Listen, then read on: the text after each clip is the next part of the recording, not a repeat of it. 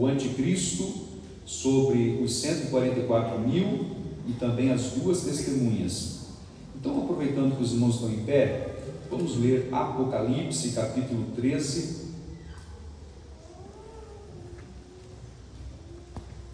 a partir do versículo de número 5.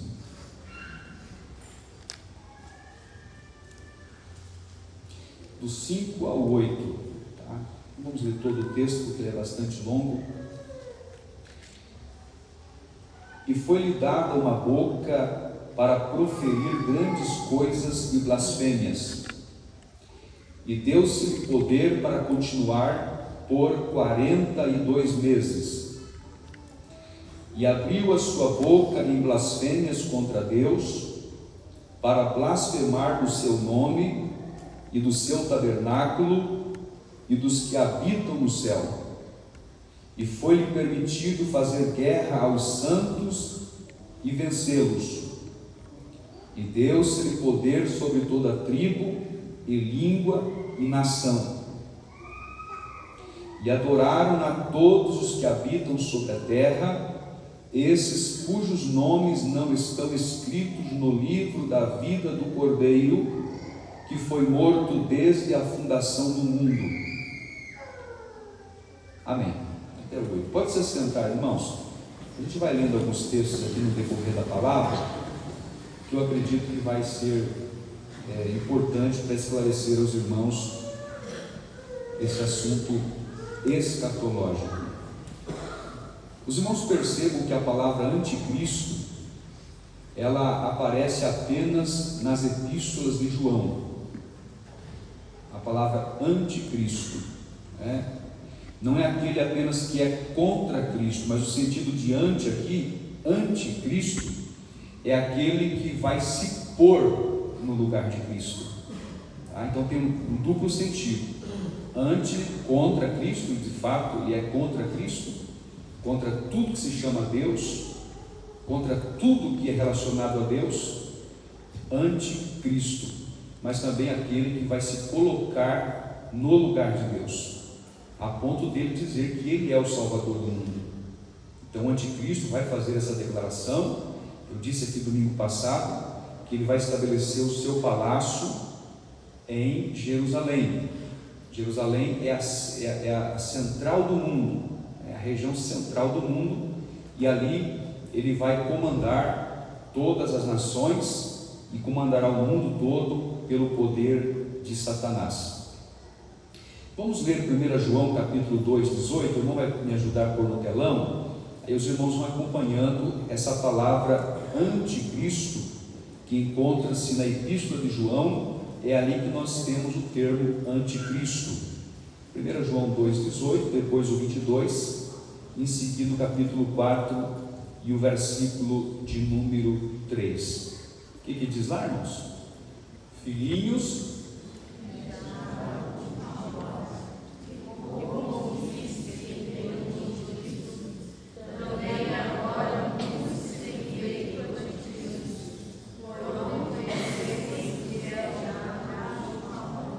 o 22, saíram de nós. Não, é o 22, irmãos, se for possível. Quem é mentiroso, senão aquele que nega que Jesus é o Cristo, e é o anticristo, esse mesmo é o Pai e o Filho. Agora o capítulo 4 e o versículo 3. E todo o espírito que não confessa que Jesus Cristo veio em carne não é de Deus, mas esse é o espírito do anticristo, do qual já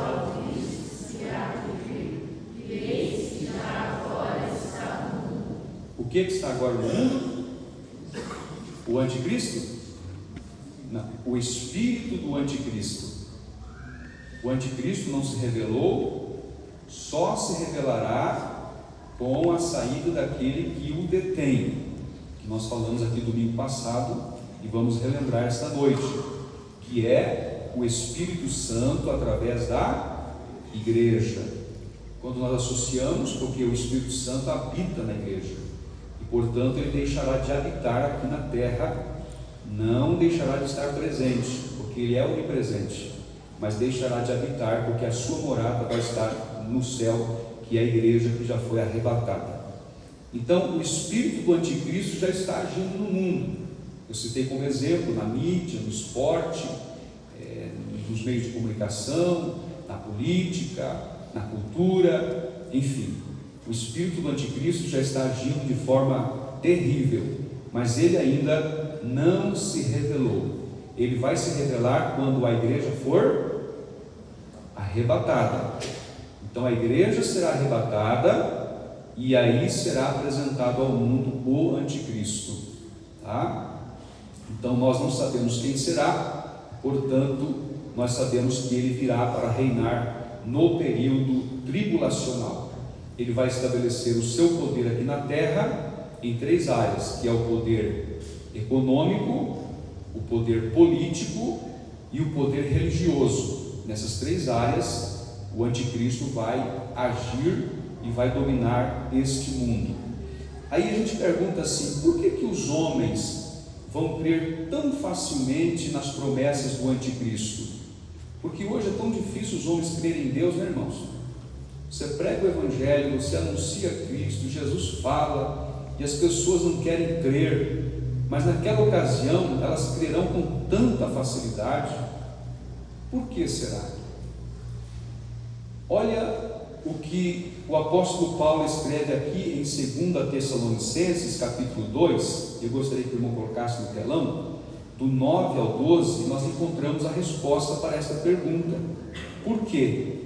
Por que os homens creem com tanta facilidade nas promessas do anticristo e não creem nas promessas do Cristo, nas promessas de Deus? O que diz lá?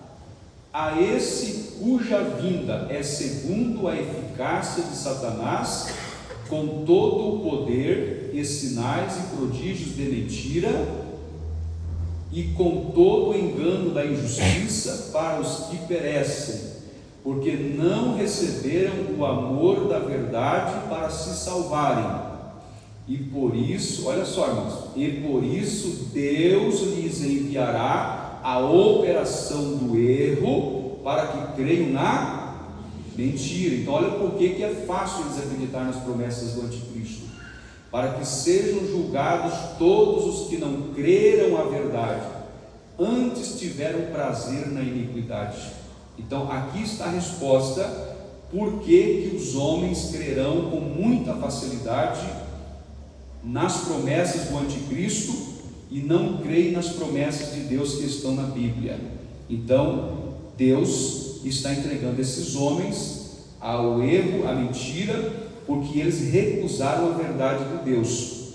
Eles recusaram a verdade de Deus e por isso aceitarão com muita facilidade a mentira, porque o diabo é o pai da mentira e é o diabo quem vai estar regendo, comandando, administrando o anticristo e o falso profeta. João capítulo 5 e o versículo 43, olha o que Jesus disse ali para confirmar o que nós estamos falando. João 5 e 43. Vamos ler lá, irmãos?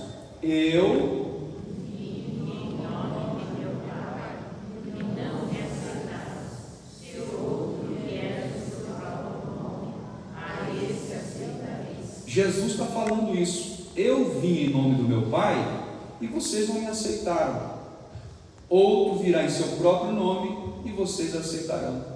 É o que vai acontecer com o anticristo. Muitos, inclusive o povo de Israel, aceitará o anticristo como sendo o Messias que eles tanto aguardam, tanto esperam. Tá? Então quem será o anticristo? Por mais que nós não tenhamos o desejo de conhecê-lo, de saber quem ele é, mas é importante, irmãos, porque talvez nem todos que estão aqui na igreja vão ser arrebatados. Talvez alguns aqui ficarão para conhecer o anticristo.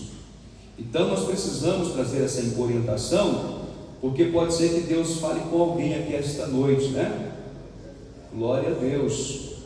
Então quem será o anticristo? Preste atenção, irmãos. O anticristo não será um anjo, também não será um demônio. O anticristo não será um sistema, não será uma ideia, como alguns aplicam por aí. Não, o anticristo é apenas um termo figurado, é um sistema que vai estar no mundo. Não é isso, irmãos. O anticristo será um homem, uma pessoa, um ser humano. Ele não vai nascer anticristo, viu, irmãos? Não sei se vocês já observaram alguns filmes que eles fazem, aquela criancinha no braço de alguém, quando vai olhar para a cara da criança é um demônio, né, de olhos vermelhos, um monstro. Não é essa a realidade, isso é uma ficção, porque o anticristo, ele não nasce anticristo, ele se torna anticristo, e Deus permitirá isso, tá? Então é um ser humano, pode até ser que já nasceu, pode até ser que esteja aí no mundo, nós não podemos afirmar quem será ele, né? Porque aquilo que a Bíblia não diz, nós não podemos dizer, mas o certo é que será um ser humano, uma pessoa, um homem, e ele será dotado de poderes malignos, poderes de Satanás, para poder comandar esse mundo inteiro, tá? Quando ele começar a atuar, ele vai começar como um bom homem, vai começar como um bom homem. Lembra que eu falei aqui sobre o cavalo branco? O cavaleiro do cavalo branco, no capítulo 6 de Apocalipse, ele virá na cor branca, aparentemente, né, um homem da paz. E eu imagino, irmão, que o anticristo vai fazer muito sucesso no começo, porque os 3 anos e meio primeiros serão de aparente paz. Eu imagino que esse homem vai fazer muita coisa boa para o povo, inclusive você, irmão, que vai ser arrebatado e não tem para quem deixar o carro, não tem para quem deixar a casa. O anticristo vai dar um jeitinho, viu? Ele vai fazer uma doação para alguém, e não vai ser pouca coisa não, meu irmão, vai ser muita coisa. Eu mesmo não tenho para quem deixar nada, meu irmão, glória a Deus. Então você que vai deixar casa, carro, imóveis, sítio, fazenda, chácara, o anticristo vai fazer uma doação, né? Oh, esse é o cara, esse é um homem bom, olha aí, está doando terra para todo mundo, está doando carro, está doando empresa, está doando tudo, né, irmão? Você está entendendo a mensagem do Senhor aqui nesta noite? Então ele vai vir assim com uma proposta muito boa. Por isso que ele vai estabelecer o seu poder econômico. Como é que ele vai administrar isso? Poder econômico, ele fará uma única moeda, viu, irmãos? Uma única moeda. Isso já está previsto e o mundo já está caminhando para isso, tá? Haverá também, além do poder econômico, o poder político. Por que o poder político? Porque só ele vai governar o mundo inteiro. Não haverá nenhum concorrente, viu, irmãos?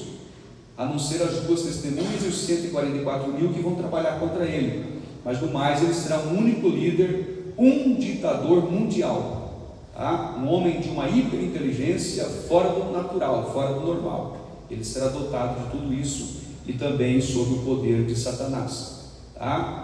E haverá também uma única religião, e o mundo já está se preparando para isso, viu, irmãos? Quando a gente observa esse ecumenismo aí, onde já estão trabalhando para unificar as religiões, já tem essa proposta.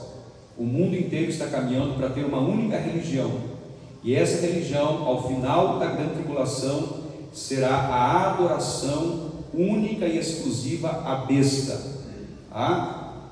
Então os irmãos entendam isso, que haverá uma religião, a grande Babilônia vai estar no começo, no período tribulacional, mas depois vai tornar-se apenas na única religião, que é a adoração à besta, conforme nós mencionamos aqui domingo passado. Então o anticristo aparece como a besta. Aí você já tem aquela imagem do monstro, não é? Um monstro de várias cabeças e tal. Ali trata-se das nações que ele vai reger, viu, irmãos? Mas o anticristo é um ser humano natural, pode chegar assim de terno e gravata, viu? Aparentemente você não vai dizer que ele é o anticristo. Então essa história de monstro não é verdade. Ele é tipificado aqui como uma besta que emerge do mar, tá bom? Então será um homem comum, nascido de mulher, revestido de um poder satânico, né, de uma capacidade extraordinária vinda da parte do demônio, de Satanás, e vai exercer uma poderosa influência sobre a sociedade. A sociedade vai admirar muito este homem. É interessante, irmãos, que a Bíblia dá vários nomes para o anticristo. Daniel capítulo 7 e 8, não precisa pôr lá, irmãos, só vou citar aqui, apresenta ele como um chifre pequeno. Eu disse que ele vai começar assim, talvez não com muita influência, mas logo o chifre crescerá ele vai dominar 3 nações, 3 reis, daqui a pouco um bloco de 10 nações, e ele vai ganhar o mundo inteiro, tá? Então, chifre pequeno, aqui em Apocalipse é apresentado como a besta, que emerge do mar. Em Tessalonicenses é apresentado como homem do pecado, filho da perdição. Nós temos também em Daniel, é apresentado como príncipe que há de vir, e é apresentado também como assolador. Em Daniel ainda, ele é apresentado lá em Daniel 8:23 como o rei de feroz semblante, tá? E aqui em Tessalonicenses é apresentado como o iníquo. É interessante, irmãos, que o anticristo, quando estiver regendo o mundo, comandando, sendo um ditador mundial, ele vai usar uma marca para identificar aqueles que são seus. Os irmãos sabem qual é essa marca? Vamos ler. Aqui em Apocalipse, no capítulo 13, versículos 16 e 17, porque houve muita especulação sobre esse número, viu, irmãos? Já foi pensado que seria, por exemplo, um chip, um microchip, que é implantado na testa ou na mão direita. Até hoje tem muitos pregadores que afirmam que vai ser um micro, nano chip. Não podemos afirmar isso, tá? Outros já disseram que é a internet. Lembra do www, que corresponde ali ao número 666? Muitos já pregaram sobre isso. Bem antigamente nós achávamos que era o código de barras. Lembra, irmão? Código de barras. Na época que dizia que o Mikhail Gorbachev, lá da antiga União Soviética, era o anticristo, até porque tinha uma mancha na cabeça que parecia o mapa mundial, mas já morreu faz tempo. Então, muita coisa é especulação. A gente não pode afirmar aquilo que a Bíblia não afirma, tá? Porque com o decorrer dos anos as coisas vão mudando. Então tem muita gente pregando que é o microchip. Hoje está na moda, microchip. A Bíblia não diz, tá? Mas vamos lá. Existem muitas especulações sobre essa marca. Apocalipse 13, 16 e 17. Poderia ler para nós aqui, irmãos, toda a igreja? E faz todos, pequenos e grandes, ricos e pobres, livres e servos, lhe seja posto um sinal na sua mão direita ou nas suas testas. E o 17 também? Para que ninguém possa comprar ou vender, senão aquele que tiver o sinal, ou o nome da cabeça, ou o número do seu nome. Olha que coisa interessante. Será posto uma marca, um sinal. Onde? Na testa ou na mão direita. Um sinal, uma marca. Mas preste atenção, irmãos, que aqui não fala apenas do sinal. Diz aqui, sinal, marca, ou o nome da besta, ou o número da besta. Qual que é o número? 666. É interessante, irmão, que a gente às vezes pronuncia 666, 666, mas não é a forma correta de pronunciar. A forma correta é 666. Esse é o número do anticristo.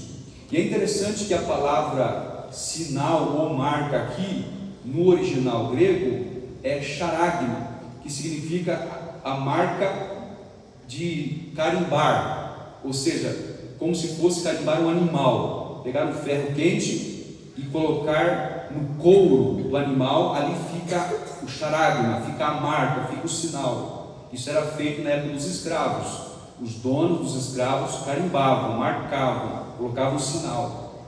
Então esse texto aqui, irmão, fala de um sinal que vai ser colocado, uma marca real, algo que penetra. Não vai ser um selinho que vai ser colado, não, viu, irmão? Algo que vai penetrar no couro, tá? Esse é o sentido da palavra marca aqui no original grego, charagma. Tá certo, irmãos? Então não podemos afirmar o que será, se vai ser o microchip, o nanochip, se vai ser a internet, não podemos afirmar. Mas aqui fala de um sinal, e quem não tiver esse sinal não poderá comprar e nem vender. Então isso aqui não se aplica à igreja que vai ser salva no arrebatamento, isso aqui se aplica aos desviados que não vão subir no arrebatamento, aos judeus que não se converteram ainda, mas que ficarão, porque o povo de Israel será salvo, aqueles que aceitarem a Cristo, porque vai ter que aceitar a Cristo, não é porque é judeu natural que vai ser salvo por ser escolhido de Deus, não, vai ter que aceitar Jesus. O caminho para a salvação sempre será este: aceitar Cristo como Messias, como seu único e suficiente Salvador. Então, quem não tiver este sinal, 666, não vai poder comprar e não vai poder vender. Aí eu pergunto aos irmãos, se fosse hoje, irmão, você hoje não puder ir ao mercado comprar nem para o seu sustento, como é que ficaria a tua situação? Eu vou plantar uma roça de mandioca, vou comer mandioca. Não dá certo, irmão, porque eu já vi alguém dizendo isso: vou plantar uma roça de mandioca e batata doce e vou comer os 7 anos. Já pensou nisso, irmão? Que tribulação só de pensar nisso, né? Nem só de mandioca viverá o homem, né? É uma situação delicada, mas eu já ouvi alguns crentes dizendo isso, irmão, de verdade. Ele quer dar um jeitinho, né? O brasileiro sempre tem um jeitinho. Então, quem não tiver, não vai poder comprar, não vai poder negociar. Por isso que muitos vão morrer de fome, viu? A morte, a salvação na tribulação vai ser com o preço da vida.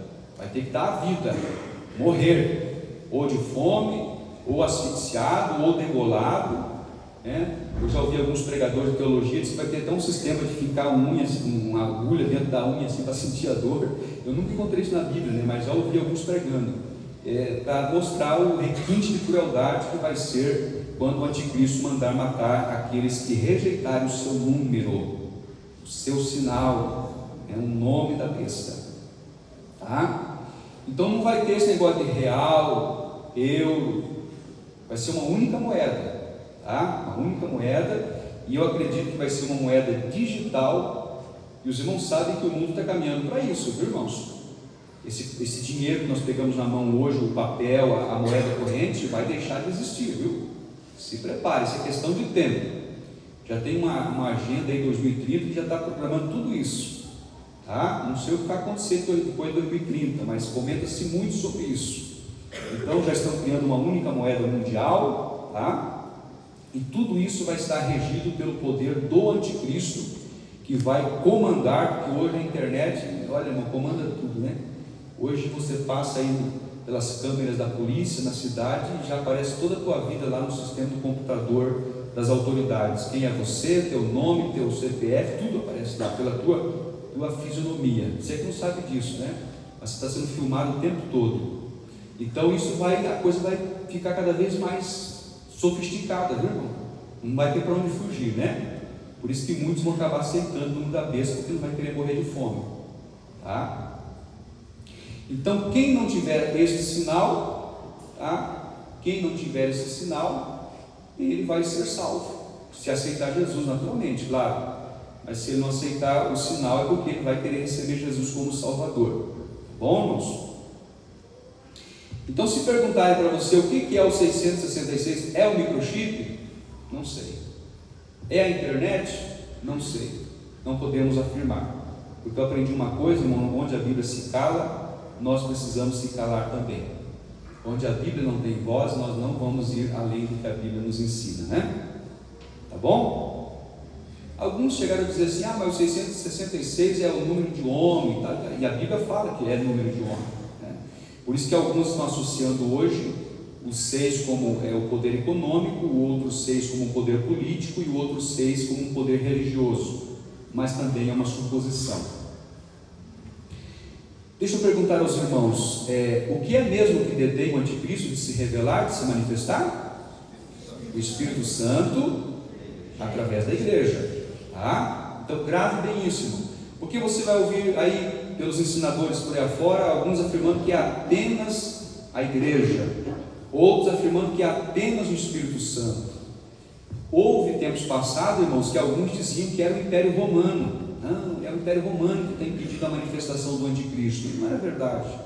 Outros chegaram a afirmar que é o próprio Satanás, e cai em contradição, porque o próprio Satanás vai dar poder para o anticristo. Então hoje existem também essas divergências. Será que é a igreja? Será que é o Espírito Santo? Eu afirmo aqui, irmão, sem medo de errar, que é o Espírito Santo através da igreja, porque quando a igreja for arrebatada, quem é que vai levar a igreja para encontrar-se com Jesus nos ares? O Espírito Santo.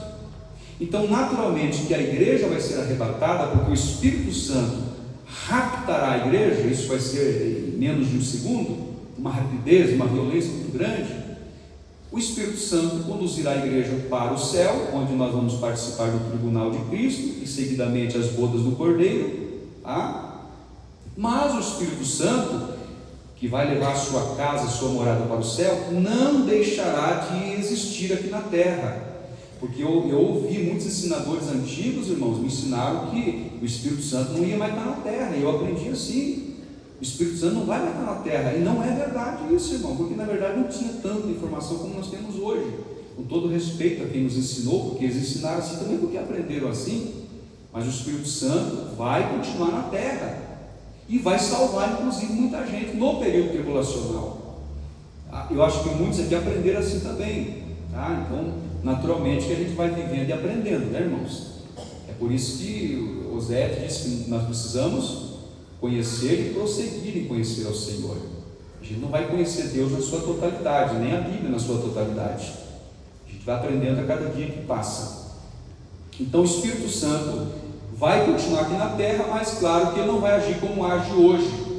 Hoje ele está sendo derramado sobre nós, mas naquela ocasião ele vai agir de forma esporádica, como fazia no período veterotestamentário, no período do Antigo Testamento.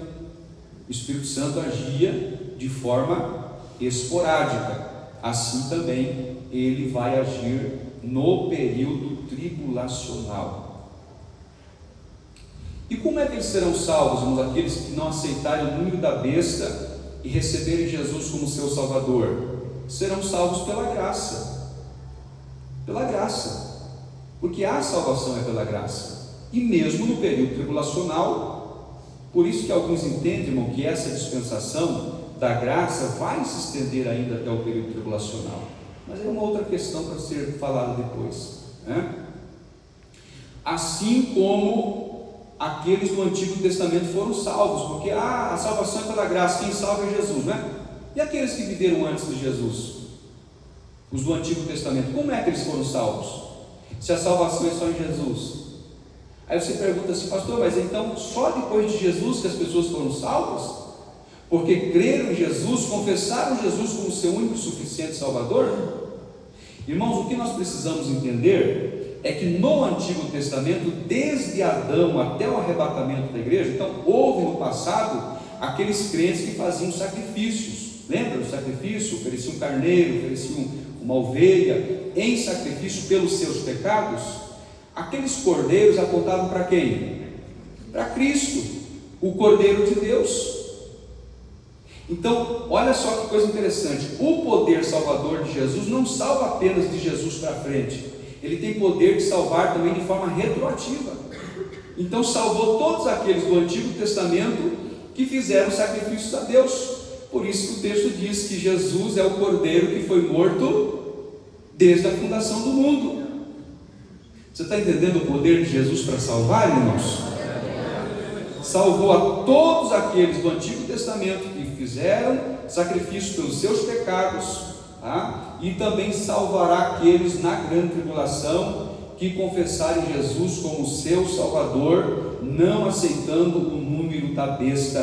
Também serão salvos pela graça e pelo poder do Espírito Santo, porque é só o Espírito Santo quem tem o poder de convencer o ser humano do pecado, do juízo e da justiça. Amém, irmãos? Amém. Tá? Inclusive, quando estiver pregando aqui as duas testemunhas, os 144 mil vão estar pregando o Evangelho do Reino, tá? Vão estar pregando durante um período, inclusive as duas testemunhas já atuará no primeiro dos 3 anos e meio, tá? Dizendo para o povo que Jesus é o Messias, e Yeshua é a Mashiach, né? Antigamente tinha um hino que falava assim, e aí alguns pregadores, alguns pastores diziam assim: ó, irmão, a letra do hino Exu é a magia. Lembra? Exu é a magia. Não canta esse filme, não, pelo amor de Deus. Mas não é, é uma expressão bíblica. E Yeshua e a Mashiach. Jesus é o Messias. E eu aprendi que Exu é a magia. Pois bem, mas eles estarão pregando isso. Jesus é o Messias. Jesus é o Messias. E eles terão que entender que de fato Jesus é o Messias, porque eles não receberam o Messias.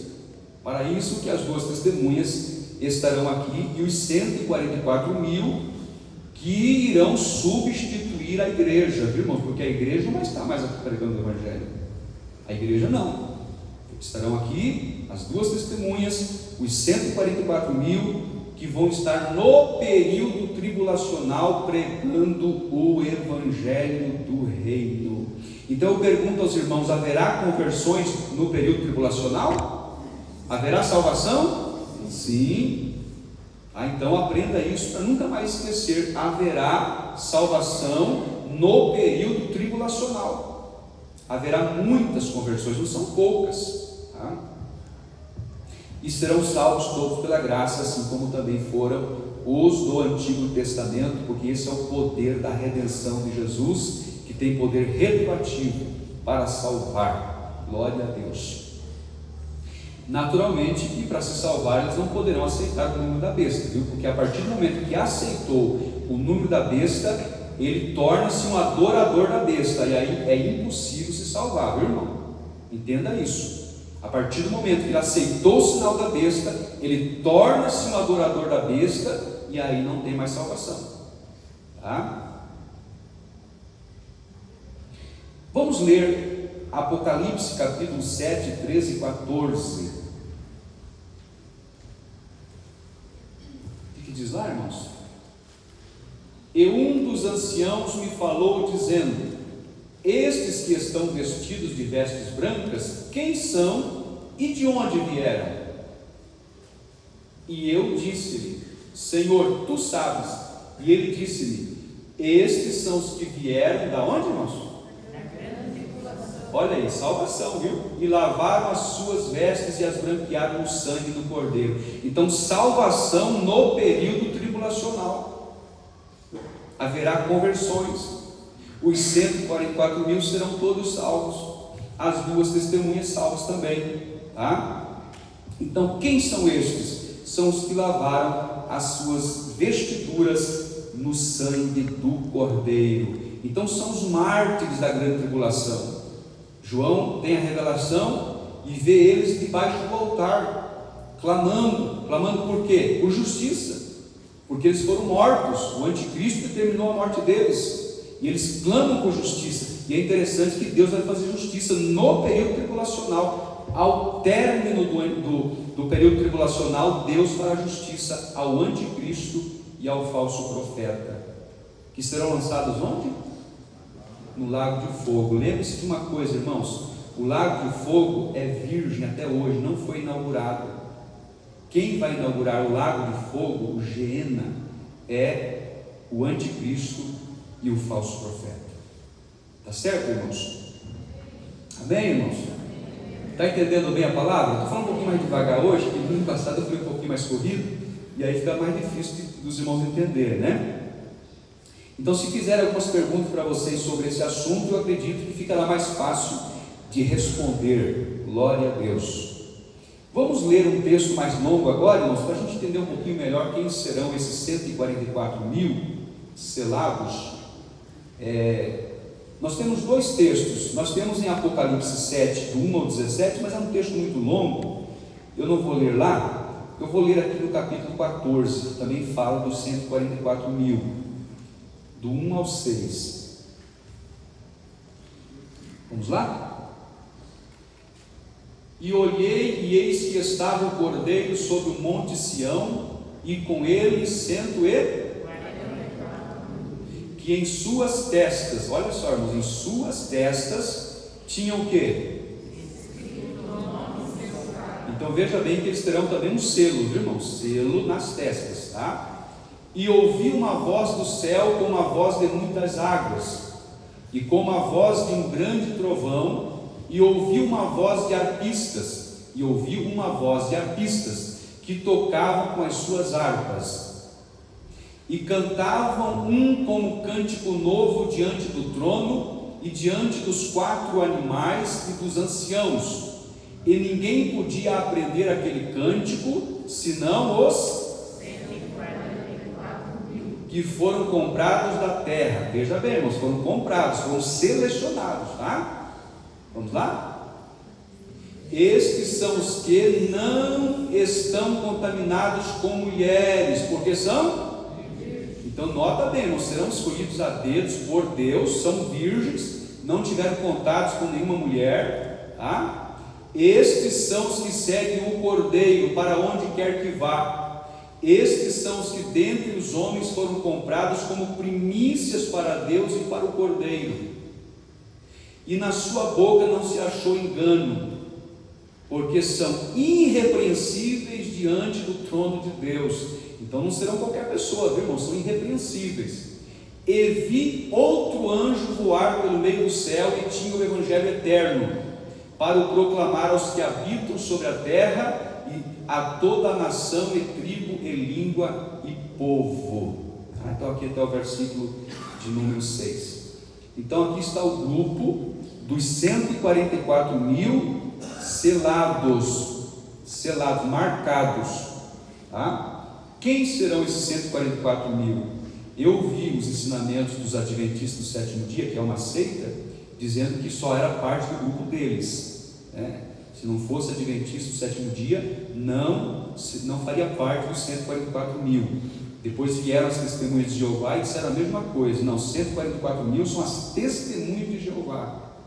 Só que o número deles passou de 144.000. Aí quando passou, tiveram que entrar outra conversa, Não, 144.000 é só os que vão para o céu, os demais vão ficar aqui na terra. Tornou-se uma heresia, não tem consistência bíblica, tá? Então a gente já ouviu alguns falando, quem será esse povo, tá? Mas afinal de contas, quem serão esses 144.000? Nós vemos aqui que são pessoas qualificadas, não são qualquer pessoas, tá? Eles são santos, irrepreensíveis, virgens, não se contaminaram com mulheres, e são chamados aqui também de remanescentes, tá? Eu creio que esse povo faz parte do remanescente de Israel, que a Bíblia tanto fala, onde Deus vai separar de cada tribo de Israel. Quantas tribos são? 12. De cada tribo, 12.000. 144.000 na sua totalidade. Eles vão ter uma missão especial aqui no período tribulacional. Qual vai ser a missão dos 144.000 aqui na terra? Qual vai ser a missão deles? Pregar o evangelho do reino, tá? Para isso que eles serão escolhidos por Deus, serão marcados por Deus, aqui diz o texto, selados, todos eles judeus, mas já convertidos a Cristo, viu, irmãos? Judeus convertidos a Cristo, tá? 12.000 de cada tribo, conforme nós vemos aqui no versículo de número 3, tá? Capítulo 7, versículo 3, deixa eu ler aqui, eu não vou ler todo o capítulo 7, mas pelo menos o versículo 3, se o irmão encontrou, por gentileza. Está ali, dizendo: não danifiqueis a terra, nem o mar, nem as árvores, até que hajamos selados nas suas testas os servos do nosso Deus. Então serão servos de Deus, já convertidos a Cristo, e eles serão selados, terão o nome do Pai nas suas testas, e eles então serão visíveis no mundo tribulacional, e as pessoas conhecerão quem são eles. Naturalmente que serão inimigos mortais do anticristo e do falso profeta. Tá bom, irmãos? Então os adoradores da besta terão um sinal, que é o 666, e os 144.000 também terão um sinal, que é o selo de Deus. Eu acredito que eles vão ser como missionários aqui na terra, irmãos, vão estar pregando o evangelho do reino. Lá no livro de Isaías 66 e 19. Vamos pular aqui, eu tinha marcado Apocalipse 14, vamos pular aqui, irmãos. Coloca lá Isaías 66 e 19. Eu acredito que eles estão enquadrados nesse texto aqui, ó. O profeta Isaías, 700 anos antes de Cristo, já havia profetizado: e porei entre eles um sinal, e os que deles escaparem enviarei às nações, a Tarsis, Pul, Elude, Flecheiros, a Tubal e a Javã, até as ilhas de mais longe, que não ouviram a minha fama, nem viram a minha glória, e anunciarão a minha glória entre os gentios. Imagino eu que esses 144 mil serão missionários, pregadores do Evangelho do Reino, escolhidos a dedo por Deus, selecionados, chamados para serem os pregadores que vão substituir a igreja aqui na terra no período tribulacional.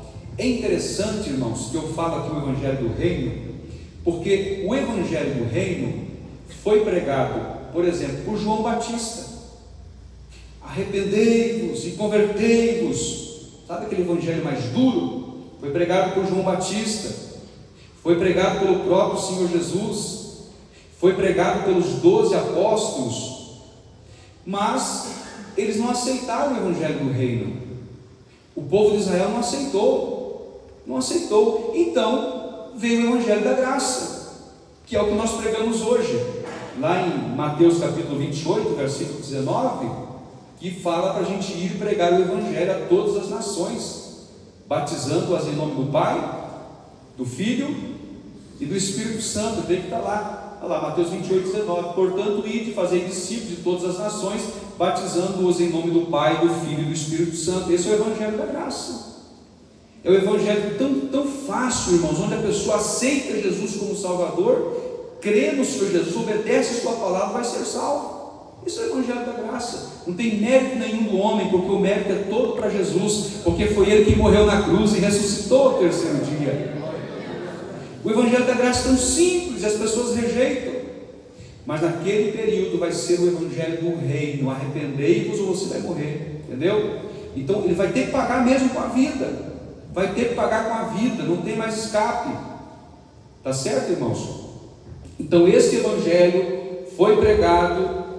Por isso que agora tem esse intervalo. Nós temos que fazer destaque do intervalo, que é o chamado período da graça, né? Na questão das 70 semanas de Daniel, a 69ª semana ela deu uma parada, aí houve um intervalo. Nós cremos, né, à luz da Bíblia, que esse intervalo é o período, o Evangelho da graça, é a dispensação da graça, a plenitude do Espírito Santo, mas que vai se encerrar, porque logo haverá uma outra dispensação.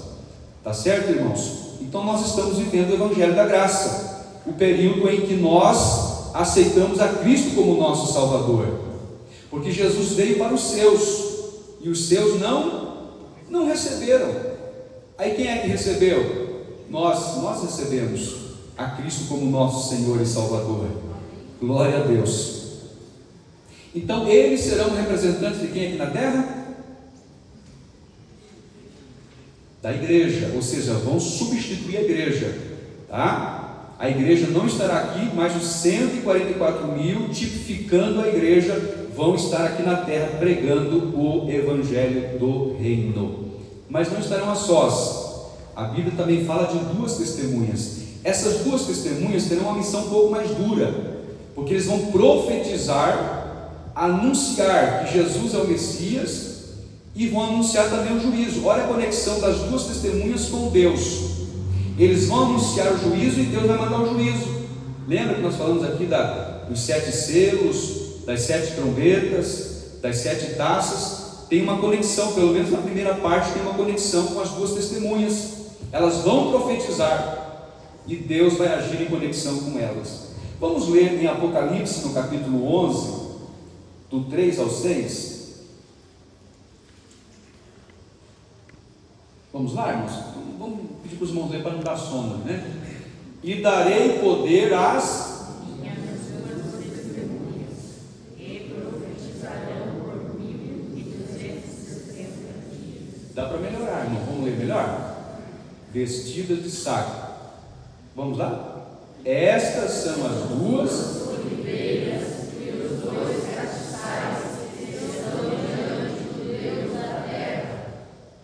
E se alguém quiser fazer mal, fogo sairá da sua boca e devorará os seus inimigos.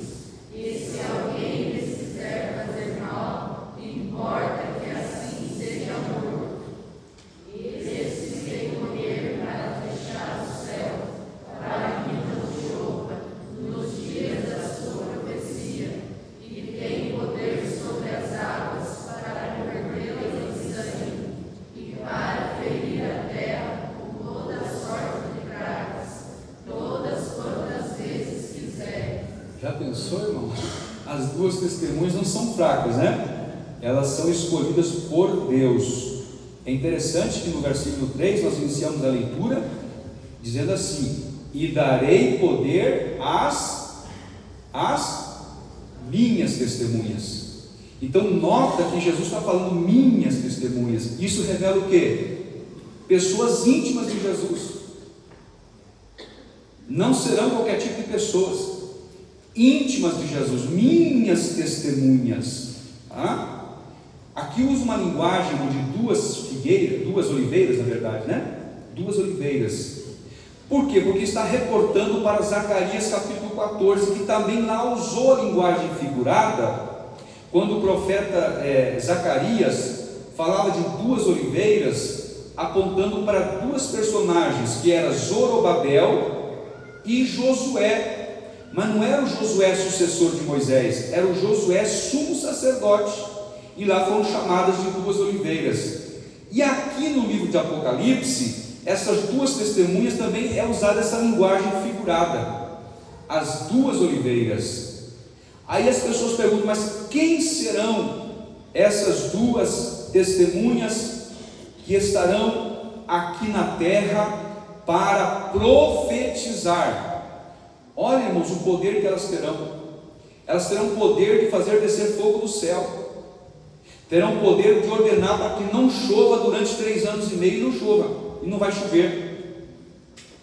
Por isso que algumas pessoas acreditam que possam ser 2 personagens do Antigo Testamento, como por exemplo Elias e Moisés. Por quê? Porque tanto Elias quanto Moisés foram usados por Deus com esse ministério de fazer descer fogo do céu, fazer as águas tornar-se em sangue. Alguns dizem ser Moisés e Elias, mas tem outros que dizem ser Elias e Enoque. Aqueles que dizem ser Elias e Enoque é porque ambos não morreram. Vocês não sabiam que ambos não morreram? Está na Bíblia.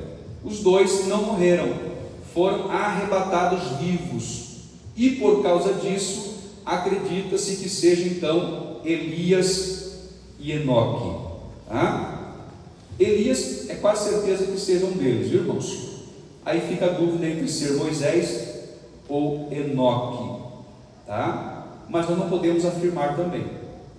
Outras religiões por aí, outras seitas dizem assim: não, as 2 testemunhas serão o Antigo e o Novo Testamento.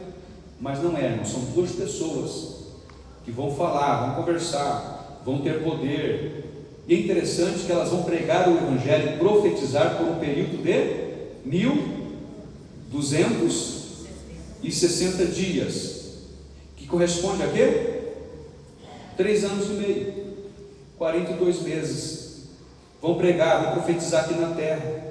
E enquanto eles estiverem com a missão sob a responsabilidade deles, eles serão intocáveis, ninguém terá o poder de tocar nas 2 testemunhas. Mas quando encerrar-se o período, o compromisso que Deus colocou eles aqui para pregar, para profetizar, diz a Bíblia que eles serão mortos. Serão mortos em praça pública. E aí a humanidade não vai aplaudir. Por quê? Porque eles serão inimigos do anticristo aqui na terra. Eles estarão pregando: Jesus é o Messias, Jesus é o Messias. E isso vai incomodar o anticristo, vai incomodar o falso profeta que instituiu uma única religião, colocou a imagem do anticristo lá no altar, no templo em Jerusalém, exigindo adoração.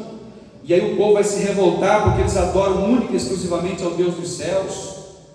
Então percebam, irmãos, que essas duas testemunhas serão mortas em praça pública. O povo vai ficar tão feliz que vão trocar presentes entre si, regozijando, se alegrando, porque as duas testemunhas foram mortas. Está aqui, irmão, no capítulo 11 de Apocalipse, do 7 ao 12.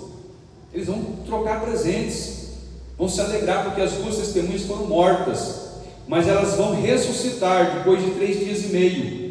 E elas vão ressuscitar e também irão morar com Jesus. Glória a Deus.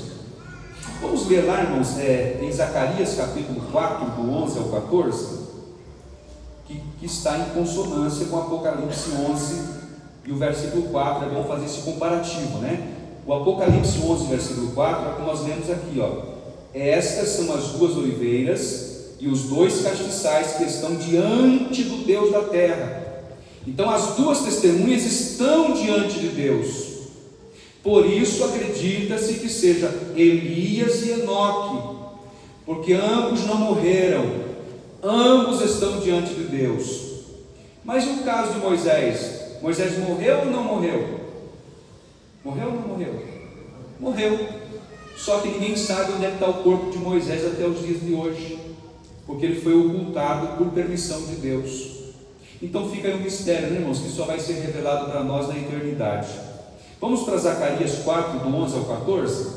Respondi mais, dizendo-lhe: que são as duas oliveiras à direita e à esquerda do castiçal? E respondendo-lhe outra vez, disse: que são aqueles dois ramos de oliveira que estão junto aos 2 tubos de ouro e que vertem de si azeite dourado? E ele me falou, dizendo: não sabes tu o que é isto? E eu disse: não, Senhor meu. Então ele disse: estes são os 2 ungidos que estão diante do Senhor de toda a terra.